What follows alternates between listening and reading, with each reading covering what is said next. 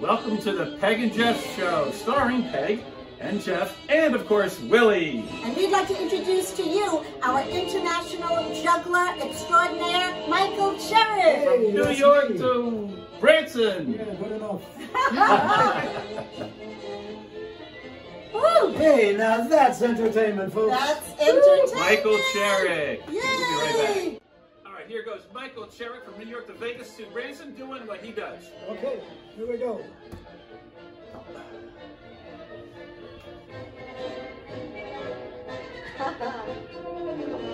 Woo! Good job. Well, You want to try it? oh, sure. Are you kidding? It's easy. Oh, no, it's not that easy. I mean, it's not that it was easy. easy. I had it back in the day. Yes. Now Michael is going to teach you the one I taught him. Go, Michael. This is the one. Okay, here we go. He learns really fast.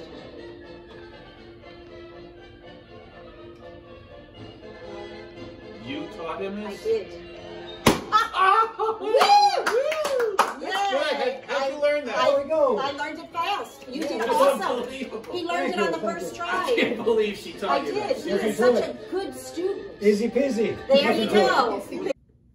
Well, we are here with our friend Michael that we first met when we came to Branson, and we worked with him 15 years ago in the show Blast. That's right. But I do not know the real story of how you went from New York to Vegas to Branson. So tell us how it all started. Well, it's a long story. I know it's long, but We that's know okay. some of the really early stuff that's amazing to us. You could drop a couple names from your childhood, too. Your family Right, right. legacy. Well, Share Including your that. parents. The Brun family, Yes. my uncle and my mother, that side of my family, they came to this country from Germany. 1948, Ringling brought them over shortly after the war, a few years after the war.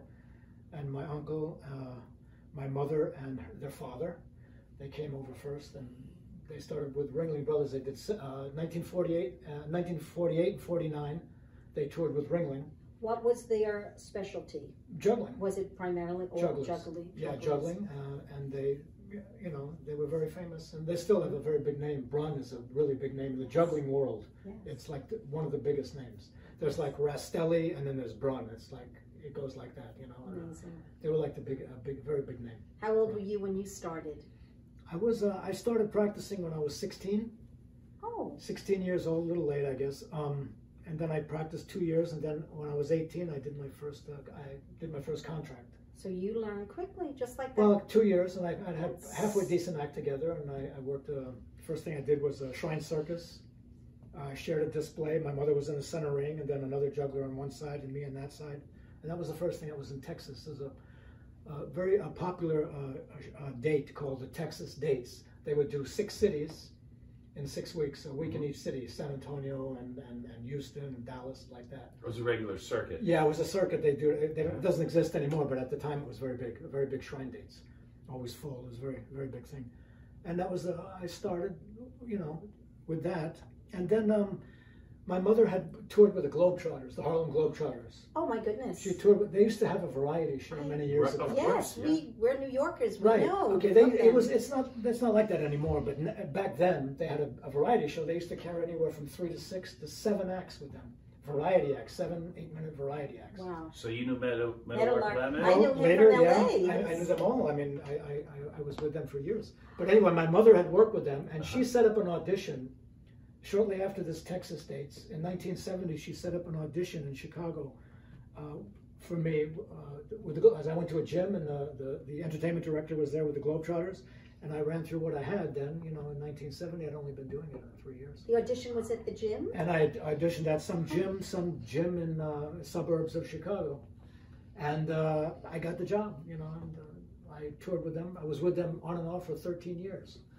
Wow. Now I have to interject our little proclivity. Mm-hmm. We're tap dancers, and you knew a couple of tap dancers when you were a kid, didn't you? Well, tap dancers. Let me think. I mean, my family.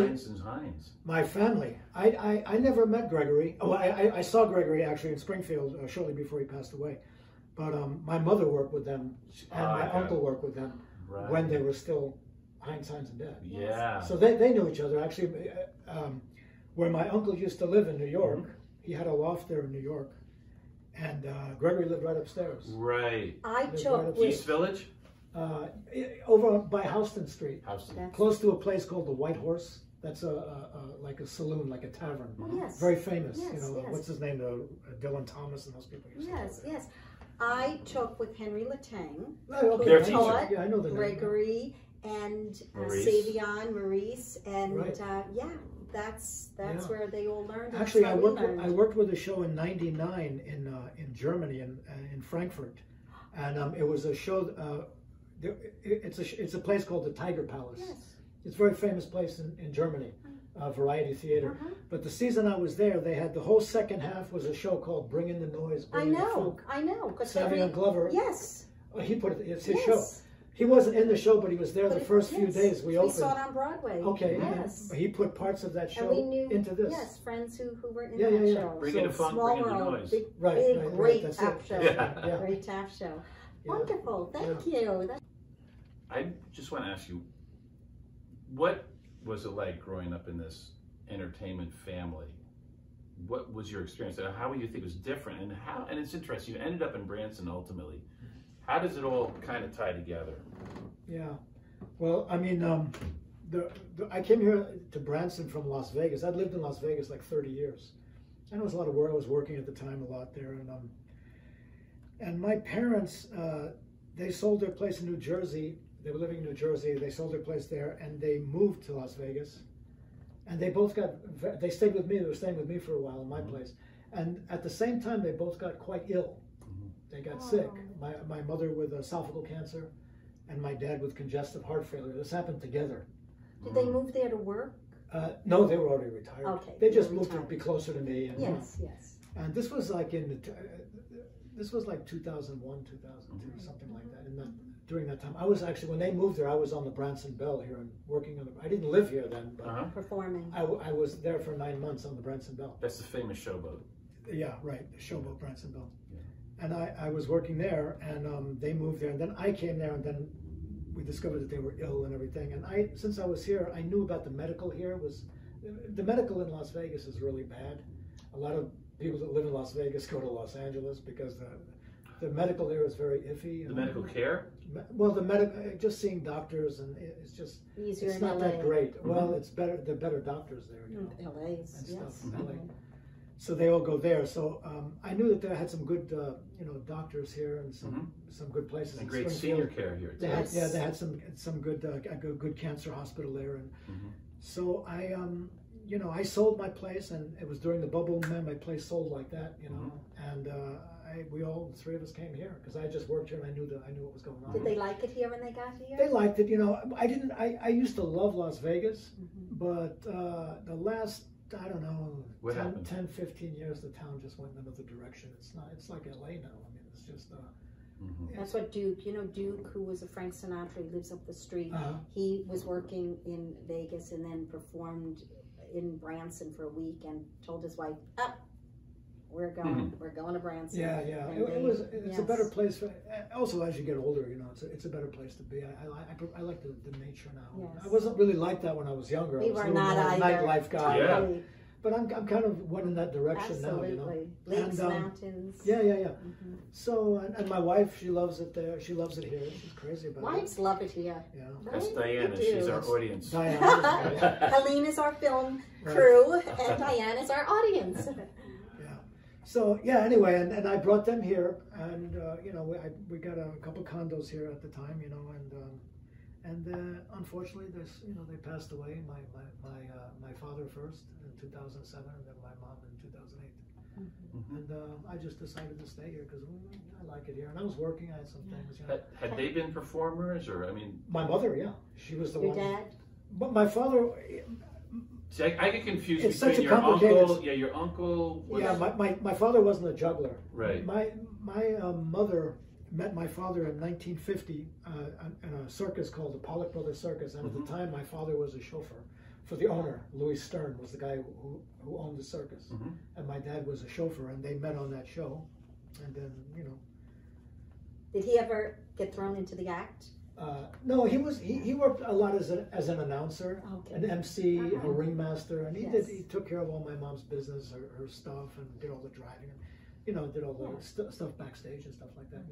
But my mother and my uncle, they're the ones who came. Oh, with The us. mother, they were your brother mom. Yeah, and it's a little sister. confusing. Yeah. It's even confusing for me. The older I get, I forget so much, and I just can't keep track. I got to do more Like research. Fred Astaire, it was Adele and Fred, brother and sister. Yeah, yeah, like the yeah. Cohen, George M. Cohen with his sister. Right, So your mother, George M. and Cohen, right? Your mother and her brother. So Yeah, it yeah, wasn't yeah. your mother and father. They worked together for a minute. When she met my dad, Yes. when they met, my mother left the act because she was working. She had As a been working. soloist. She decided to. It was in '51. She decided to do her solo career.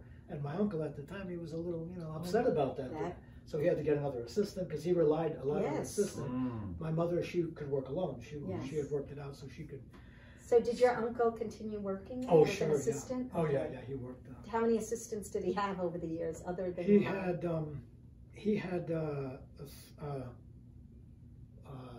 four Okay. assistants. Yeah, he was married to one of them, second assistant or his third assistant, and it was my mother, a woman named Mary, Sasha, and Natalie. Yes, there's four. Okay. There was four of them. You are carrying on the legacy, though. Well, your mom and they got uncle. they're big shoes to fill. Well, I you're don't still know. doing it, Michael. I'm just doing what I do. You're I'm just still doing my it thing. well. But they're a hard act to follow. They're Yes. if anybody's whoever's watching this, if you go onto YouTube and put the name Francis Brunn in search, How do you spell Brunn? Brunn, Okay. or Lottie, Lottie Brunn. If you put them in the search, you'll see some great stuff there. BRUNN. And you can get an idea what it's all about. Sounds Awesome. great. Do you have a highlight of your career? I know there were many, Yeah. but if you can think of one specific. I think my favorite thing I did was with Debbie Reynolds. I was able to. I toured with her for. She's Well, not good friends toured, but I his worked son. with her. Oh, really? She's very Todd. close with his son. Or Yeah. her son. Todd, right. And I yeah. knew Debbie from LA. Yeah. But Yeah. what did you do with her? Well, I opened her show in John Esquaga's Nugget in Reno. I opened for her for 3 weeks. We were there. That was in '79. And then the best part was in 1980, she called me again, which is always nice when they ask you to come back. And I did 10 days with her at a place called Casa Mañana Theater in Dallas. Yeah, oh, that's famous. Theater on the Round. Yeah, Yeah. it's great. And yeah, she needed somebody in the middle. In Reno, I was working. I opened for her. Mm-hmm. In Reno, in Dallas, she needed somebody to make a costume change, and she remembered me, and I went in there for 10 days and did a 10-minute spot there for her. But I think that was like my favorite thing I did. Do you want to hear a nice story? Sure. My mom and I were out in Vegas, and we found out Debbie was opening, Todd was there, so he invited us to her opening night. And if anyone knows my mom, she looks like Debbie. She acts like Debbie. Right. So when people were leaving, Todd said to my mom, if Todd ever watches this, if you remember this, he said, I want you on the meet and greet line. Oh. So people thought my mother was Debbie Reynolds' sister. They're like, hi, how you doing? I was funny. like, this is really okay. That's Hi, funny. I'm Helen. That's great. I'm Helen. It's kind of cool. So I know. Reynolds sisters. That was Yeah, in yeah. Vegas whenever she opened, I think in the 80s. Right. Yeah. She was very nice. So She was so nice. nice to work for. Such a nice lady. Todd is a doll too. Yeah. So I never that's a met nice him, story. but with Debbie, Nice story. and she was a couple times after the show. I remember we used to go. We used to go to her place where she was staying there, and she would show movies, old movies and stuff, stuff like that. So yeah, it was nice. That's cool. Having been raised by a developmental psychologist, I've learned to just ask really difficult questions of people. like I'm asking, what do you think about the weather? So I'm going to ask you, what's the high point, low point, and unique of your life to date? Man, let me think. That's tough. You're like Dan Rather. You blame my mom. I know Geoff does, as I said before, he wants to go deeper. Yeah, well, that's good. Not just fluff. I tell you, the low point is definitely the 2 years when my parents were ill. That was definitely the worst time of my life. I mean, to see them like that, and I don't even want to. It's just a terrible thing, and that was definitely the low point in my life. High point, I mean, you know, it's when I look back, I mean, it's just being so lucky to work, you know, to keep working, you know, and you know, at where I am now, just at my age now, that you know, I started when I was 18, 51 years now. I'm 68, so. I mean, the high point, I mean, there's been so many high points, but I think just the fact that I'm still able to do this, you know, and people are still, you know, they're not hiring me like they used to. It's not like my phone is ringing all the time, but I do get work, and, you know, I love doing it. You know, I just love the business, and I love my act, and I love to practice every day. It's something, you know, I'd rather go to practice for 2 hours than go to the beach. You know, it's just the way I am. We get it. I just get more out of it. And how about unique? Something pops in that's really unique from your life. Unique. Well, I mean, some of the stuff is pretty unique. I mean, when I think back to my childhood, when I was growing up in the Bronx, back in the late 50s, we were there from 59 to 67. My early childhood was really interesting when I look back, you know, like going to Yankee games. We used to live 10 blocks from Yankee Stadium in the Bronx by the Grand Concourse. And I used to walk there with my friends. You know, it was such a different time back then. We'd go to watch the Yankees play for like 75 cents, you know, sit in the bleachers. Just such a great... Because that neighborhood got real bad, didn't it? Terrible. And how was it when you were there? It was incredible. It's the best place. You can't think of a better place to grow up than the Bronx. Wow. My dad grew up in the Bronx. Oh, and he played basketball every day, and it was baseball. Beautiful. I mean, it was just such a wonderful place. I remember the elderly people used to sit out in their lawn chairs out in front of their apartment buildings and just sit there. You could never do that now. It's ridiculous. Just even think about it. You know, you could never do it. But yeah, it was just a great time. I think about my childhood. And it was just, I got so lucky with the whole, and the traveling with my parents when I was a kid. You know, that's another thing. All the traveling I did. You know, that's unique. I mean, I've been to over 80 countries. What was your favorite place you visited? Performed at? My favorite place. I mean. The one I really enjoyed a lot was I enjoyed Bali. I had a good time in Bali. You know. Wow! Did you work in a? I wasn't work. Well, I was working on the ships. I worked a lot on cruise ships. Yes, that's right. That's right. And I always like to go. I like Bali a lot. I don't. You know. I don't know. I mean, there's not a lot of places I really care if I go back. I like Spain. You know. I like Barcelona.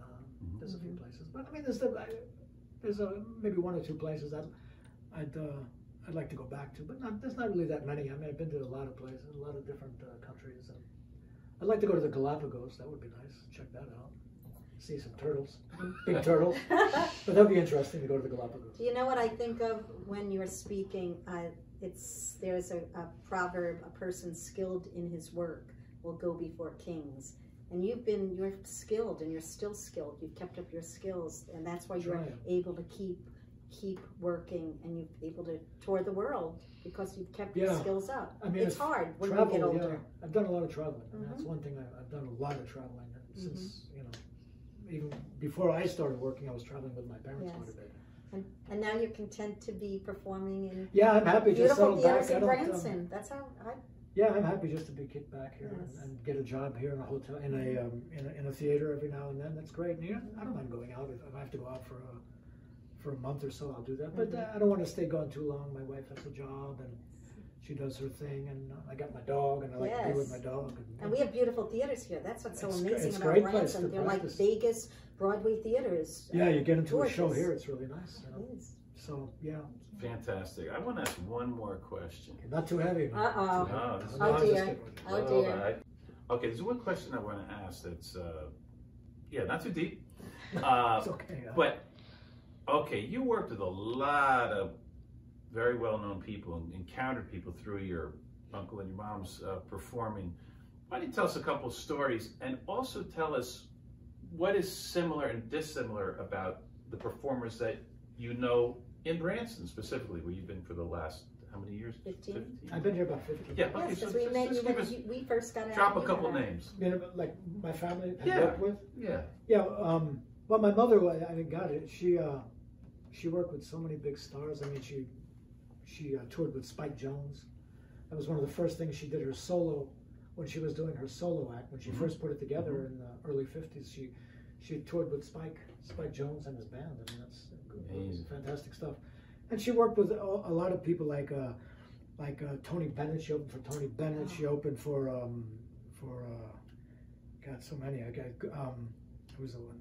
Gogi Grant and Jimmy Rogers in Las Vegas there, and Milton Berle. And did you get to know these guys? I knew some of them. I mean, I'd met some of them. Yeah. Milton Berle show. She did the Milton Berle. Wow. He did the Catskills and all. Used to do the. Yes. Oh, I even was doing the Catskills near the end there. Grossingers and yeah, Grossingers is and Kutchers. I did all those. Mm-hmm. And my uncle too. I mean, he worked. He opened for Dean Martin, Sammy Davis. And my mother, both of them worked with Sammy Davis when he was with his uncle, with the Will Maston troupe. Worked with all them, and you know, but they worked with a lot of big stars. The two of them. I mean, back in those days, you know, mostly in Las Vegas, they'd go in for a month thriving. or a few weeks. They'd do that. And is there anything about all these different performers, whether they be here or there, that you find that they have in common? Just the performers that you've worked with, encountered, met. Do you find that it's a lot of these people have a lot of passion here. Yes. What they're doing. That's, you know, they seem to be really into it. Passion. That's important. You know, that's important. I'm going to ask a question. I went through 12 years of Catholic schools, and I always had a quote for the week. So I give everyone a quote, and I just dream of the quote because I have tons of them in my mind. This was for you. Fan that tiny spark of possibility into a flame of achievement. And I did not know. I looked it up today. It's Golda Meir. What does that say to you? What does that say to you? Fan that tiny spark of possibility into a flame of achievement. How that relates to your life? Fan that. Well, I mean, just to keep going. Never, you know, don't fan it. You got to keep going. Get that fire going. You gotta have passion. You know, you can't. I mean, it's like anybody, any kind of work you do. I mean, if you want to be good at it, I mean, you got to keep at it. It's not like you can't be lazy and say, well, you know, you gotta really have a passion for it. Otherwise, you're not going to last. You know, you can't. I mean, I can't go into a rehearsal hall every day and do this for an hour or 2 hours practicing if I didn't really like it. Yeah. Because you know, it's not like I'm making millions of dollars here, you know. And right now, you know, I'm hardly working. You know, I mean, I work every now and then, but I like doing it. You know, you got to have that passion. Yes. And that's just my own. Everybody in my family had that. You know, my uncle. I mean, this guy used to practice. You know, practice all day long when he was young. You know, he just loved it so much to do. You know, that's why he was so good. And my mother, same thing. And it's infectious. It's contagious. Yeah, just watching them, being around them. You know. Just good things come through hard work. Yeah, I like that quote. That's a pretty good. Isn't that a good one? That was your quote. quote. I love good. That was your quote. For you. I have to No, put it on a plaque. I like Give that. it to Michael. On my Facebook page, there's an area where you put quotes, and I have all my favorite quotes. I can't remember any of them right now, but they're all there, you know. Well, with 12 years of Catholic school and nuns, and it was drilled into you that truly, I have so many in my brain, and every person I wake up, I say, this is this person's today, their quote, so that was yours, and I didn't know who said it. And when I looked it up, it was Golda Meir, and I went, oh, that's very cool. Yeah, that is cool. But you guys are the same. I mean, you're passionate all the time. You know. We get it. We're rehearsing tomorrow all day, and you just have to, if you love it, you do it, and you find a place to do it, and it's, you know, feasting, fasting. It's a roller coaster. That's the way it is. Oh, yeah. But you stick with it if you love, and this is what you feel you're supposed to do in life. Yeah. That's it. What do? You can do other things for money, and sometimes you have to. Hey, sometimes you're multitasking, but you still do it if you're called to do it, and it's still in your heart. And you have to know when to quit. Some quit, but others don't. There's a line in this movie called City Slickers. With Billy Crystal, and there's a line Jack Palance says, well, you know, what's the secret? What's the secret? And he says, one thing. And what he means is you have one thing. And he says that in the movie. I always remember that line, you know, he just goes, one thing, that's the secret. So, you know, I mean, everybody has different ideas. Some people are Renaissance men, and they want to do a little bit of it, but that was his line in the movie. He says, one thing, you know. So. Well, you were a joy to work with when we worked with you at the He's a pro. That was interesting. You're a pro. That does remind me of one story. I was friends with Chris Wink. He started Blue Man Group. Oh, yeah. Blue Man Group. And Chris actually wanted me to do it with him, but that's a whole Tell other him how story. that, you could Because we used to do all those tricks together. They were but waiters in New York, together. That state back. But anyway, he started with 3 guys total. But what he told me, Geoff, we do the craziest things, but I have one thing to prove. What I'm going to prove is if you commit yourself to one thing, no matter how insane or crazy it is, eventually they will call you a genius. Yeah. So are we all geniuses? That's a good way. Although people don't know Chris Wink because he's never identified himself. They've always stayed the Blue Man Group. Yeah. Anyway. Okay, Michael, now you have an assignment. You must ask us one question. One question, okay. Let me see. At your leisure. No So rush. I'm going to ask you something similar to what you asked me. Basically the same thing is what you call, what would you consider your highlight of your career? It can be like before you were together, or 1 year together, but just I'm sure it's when you were together since you've been together. Well, you go. All right. I kind of answered this a little differently with another person, but what just popped in when I got Grease on Broadway. Oh. I was young, and I remember sitting in the heat on Staten Island, and I had a call back for Sunday night. And I had worked with the director as an actress, not a musical theater actress. And I was just discouraged that I don't want to have to go into the city, and I just don't know. And it had already been playing on Broadway. It's part of the original cast, but I was just intimidated, thinking, okay. And when I went in, and there were 12 others for the callback. We were all different types. There was only one other girl who was my type. And we were there from 6 to 9 at night, and the director was there, the producers were there, Pat Birch, Tom Moore, all these people that I knew of. And we read, then we'd have to sing, and they kept cutting, and then it was down to me and another girl, and we were both the same type, so they were going with that type. And then she went back out, and they said, you start rehearsal tomorrow morning. I'm gonna cry. And you're going on the tour, the national tour, for a year. Wow. And I kept thinking, it's still playing on Broadway. Oh God, I'm doing the national tour. And this was the last national tour they were sending out. And I did the tour for almost a year. And just before we went to Vegas, they had an opening, and I got offered the part.